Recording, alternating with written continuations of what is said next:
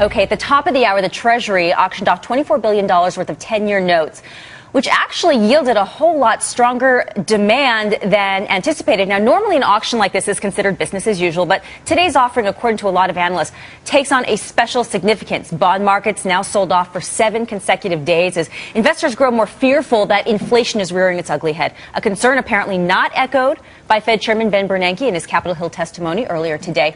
For more on the message in the bond market and what it means for your investments, we're joined by Peter Schiff, President, Chief Global Strategist, Euro Pacific Capital. Welcome back to the show, Peter. Great to see you. So I know you've been very critical of Bernanke. What was your reaction when you heard he'd consider ditching the rest of the QE2?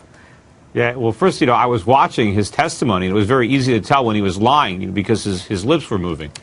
But when he's going to deny, one of the congressmen asked him if he was concerned, that the fact that the Fed was now the largest holder of treasuries, eclipsing China, if he was concerned that his involvement might be distorting the bond market, Ben Bernanke said, oh, no, we're taking great pains not to distort the bond market. Well, that's a lie. He's deliberately distorting the market. That's his goal. He is trying to make interest rates be lower than they would be if the Fed was not distorting the market. But and Peter, the bond market's speaking out on its own, right? Are the bond vigilantes, would you use that phrase yet, coming in? Because some people think that the bond market's moving faster and which is a little bit unusual to be this far ahead of the Fed, right? The Fed funds future's not pricing in an increase until the end of the year.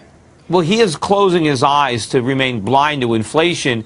Bond prices are rising precisely because the Fed is creating inflation. He wants to pretend that interest rates are rising because the economy is improving. That's not the case. In fact, he's trying to pretend that the reason there's inflation in emerging markets is because, according to Ben Bernanke, that's where the growth is. Well, economic growth doesn't cause prices to rise. Money supply growth does. And the reason that prices are rising so rapidly, or money supply is growing so rapidly in emerging markets, is because of what Ben Bernanke is doing over here. We are the issue of the world's reserve currency. And when we print money, we're forcing those other countries to buy up our money by printing their own. So and, he even had the gall. To me, explain this. Sorry to interrupt you. I'm curious. The yield curve, right? Bernanke mentioned this today.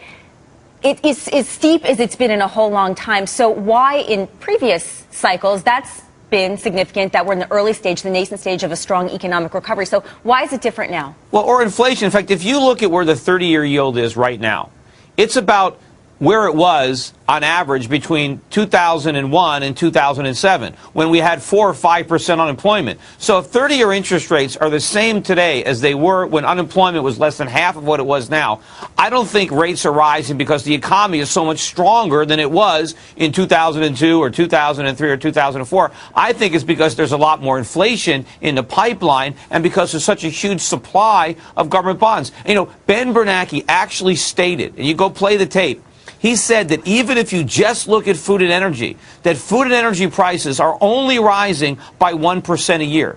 Now, I don't know where the Fed chairman buys his groceries or his gasoline, but prices are rising much faster than 1% a year. And he sheds whatever credibility he had left if he says that. And, if he's basically telling emerging markets the equivalent of let them eat cake, Marie Antoinette, when he's saying, hey, if they don't want inflation, then they better dump the dollar. They better not have the dollar as a reserve currency. But can he's you basically abdicating Can the Fed tighten policy and continue job growth? Because he points out the reason, right, his argument is you've got slack in the economy, unemployment, but there's still wage growth.